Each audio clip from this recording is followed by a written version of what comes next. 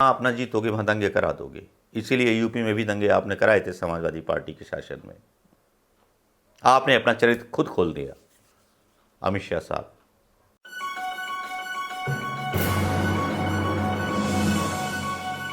आज दोस्तों या तो प्रियंका गांधी कर्नाटक की खबरों में छाई हुई हैं, अमित शाह छाए हुए हैं, राहुल गांधी छाए हुए हैं। अब छाए हुए तो छाए हुए हैं यार, उसमें हम क्या कर लेंगे भाई।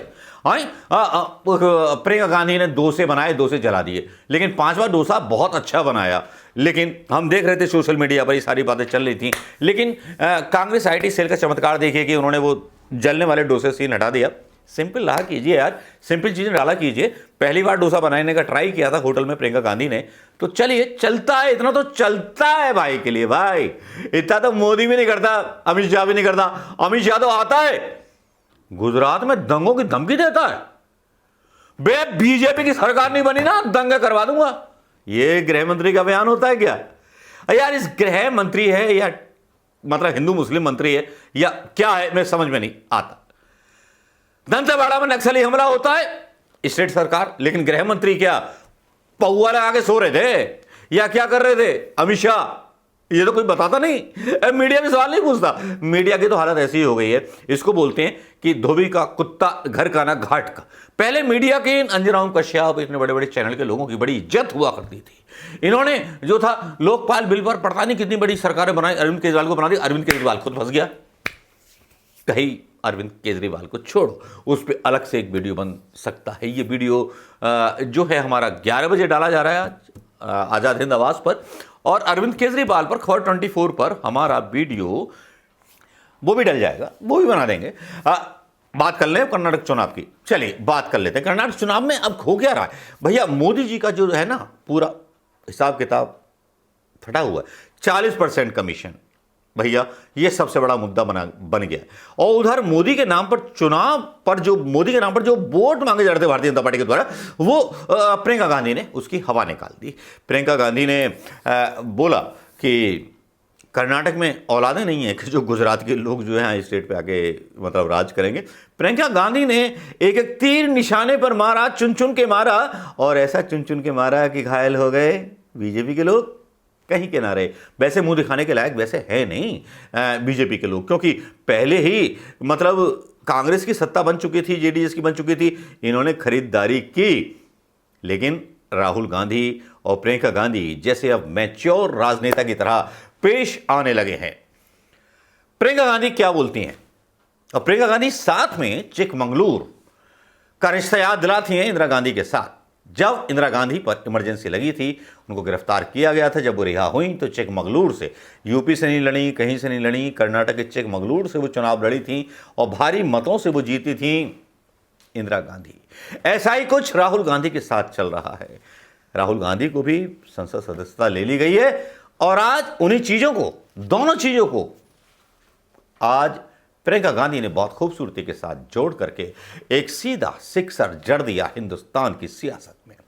कैसे जड़ा, क्या जड़ा, ये प्रियंका गांधी के दो बयान सुनना बहुत जरूरी है दोस्तों, क्योंकि भाई के साथ जब बहन खड़ी हो जाती है तो बड़े बड़े कमाल होने लगते हैं, धमाल होने लगते हैं। सुन लीजिए। जब इंदिरा जी यहीं इसी मैदान में आई, उनके लिए संघर्ष का समय था। ಈಗಲೂ ಕೂಡ ನಮ್ಮ ಪರಿವಾರ ಸಂಘರ್ಷದ ಸಮಯವನ್ನು ಎದುರಿಸ್ತಾ ಇದೆ। 1978-79ರಲ್ಲಿ ನನ್ನ ಅಜ್ಜಿ ಇಂದಿರಾ ಗಾಂಧಿ ಈ ಪ್ರದೇಶಕ್ಕೆ ಬಂದಂತ ಸಂದರ್ಭದಲ್ಲೂ ಕೂಡ ಅದು ಕೂಡ ಒಂದು ಸಂಘರ್ಷದ ಸಮಯವಾಗಿತ್ತು। ಮತ್ತೊಂದು ಸಂಘರ್ಷದ ಸಮಯದಲ್ಲಿ ನಾನು ನಿಮ್ಮ ಮುಂದೆ ಬಂದು ನಿಂತಿದ್ದೇನೆ। उस दिन भी इसी तरह बारिश आ रही थी। ಅವತ್ತು ಕೂಡ ಇದೇ ರೀತಿ ಮಳೆಯ ವಾತಾವರಣ ಇತ್ತು। हम मानते हैं कि ये भगवान का आशीर्वाद है। ನಾನು ಭಾವಿಸ್ತೇನೆ ಇದು ದೇವರ ಆಶೀರ್ವಾದ ಅಂತ ಹೇಳಿ ಭಾವಿಸ್ತೇನೆ। बारिश शुभ है, ಮಳೆ ಅಂದ್ರೆ ಅದು ಶುಭ ಸಂಕೇತ।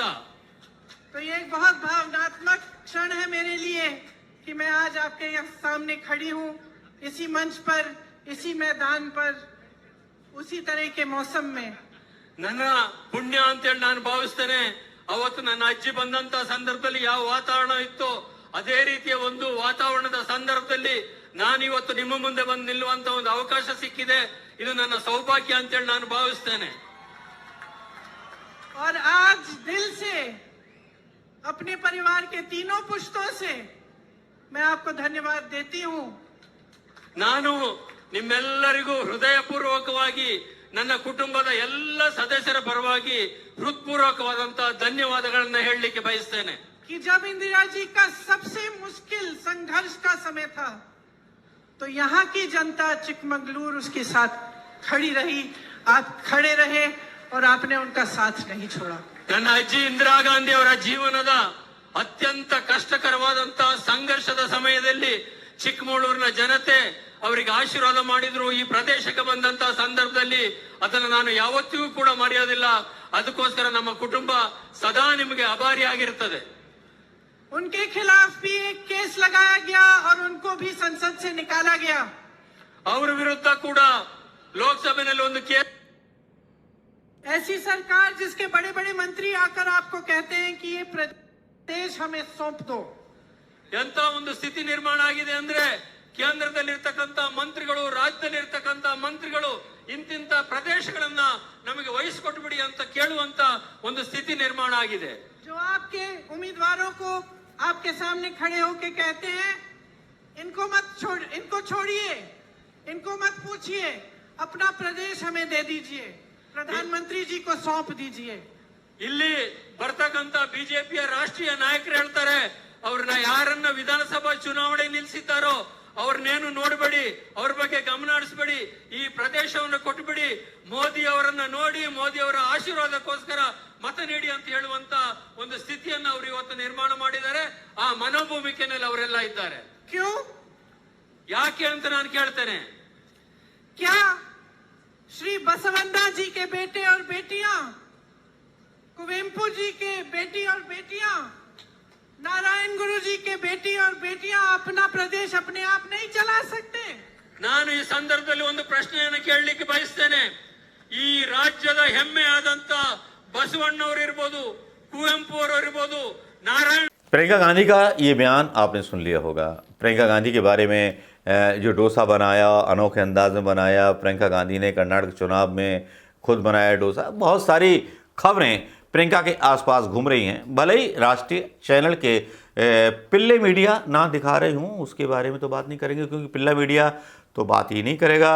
और यहाँ राहुल गांधी ने एक प्लान बनाया है कर्नाटक को जीतने के लिए, मिशन कर्नाटक, और उन्होंने सीधे सीधे कर्नाटक में रहने का निर्णय किया है। 224 में से 150 सीट पर जीत हासिल करने का लक्ष्य लेकर के चल रही है कांग्रेस। और राहुल गांधी ने बोला भाई 40 सीट देना, 40% कमीशन, तो 40 सीट इनको दे देना। और राहुल गांधी का प्लान है अंत समय में जब तक चुनाव होंगे राहुल गांधी, प्रियंका गांधी डेरा डाले रहेंगे, बीजेपी का साथ छोड़ सकते हैं, क्योंकि डूबते जहाज का कोई मतलब कैप्टन नहीं बनना चाहता, बल्कि डूबते हुए जहाज को छोड़कर भाग जाना चाहते हैं। तो भैया प्रियंका गांधी ने पहल कर दी, इंदिरा गांधी की याद दिला दी कर्नाटक को, और कर्नाटक कांग्रेस का गढ़ रहा है। कर्नाटक में केवल हिंदू मुस्लिम का कार्ड खेलकर ही भारतीय जनता पार्टी आगे बढ़ रही है। केरला पर एक फिल्म रिलीज हो रही है मोदी जी के इशारे पर, केरला ISI और उसका संबंध जोड़ते हुए, यह भी चुनाव को लेकर के साथ में आई गई है। चलिए दोस्तों, अब प्रियंका ने तो अपना दाव जो है चल दिया है। अमित शाह की किरकिरी हो रही है, क्योंकि अमित शाह ने एक बयान में धमकी दी है कि अगर भाजपा नहीं जीती तो दंगे होंगे। ये बयान सुन लीजिए। मंत्री ये बयान दे रहा है और गृह मंत्री चुनाव प्रचार भी कर रहा है, प्रधानमंत्री भी चुनाव प्रचार कर रहा है। ये पहली बार हो रहा है कि संवैधानिक पद पर बैठे हुए लोग चुनाव प्रचार कर रहे हैं और चुनाव आयोग जो है मुंह पर ताला मार करके बैठा हुआ। और गृह मंत्री बोल रहा है अगर भारतीय जनता पार्टी नहीं जीती, 6 बार भारतीय जनता पार्टी ना जीती तो हम दंगे करवा देंगे। भाई ये क्या मतलब होता है? मतलब जहां आप ना जीतोगे वहां दंगे करा दोगे। इसीलिए यूपी में भी दंगे आपने कराए थे समाजवादी पार्टी के शासन में। आपने अपना चरित्र खुद खोल दिया अमित शाह साहब। लेकिन आपसे तो बेहतर वो खानदानी लोग हैं जो रखते हैं मिजाज नम्र अपना, और तुम तो नई नई रईसी मिली है, तुमने दिखा दी अब औकात अपनी। नमस्कार, जय हिंद दोस्तों।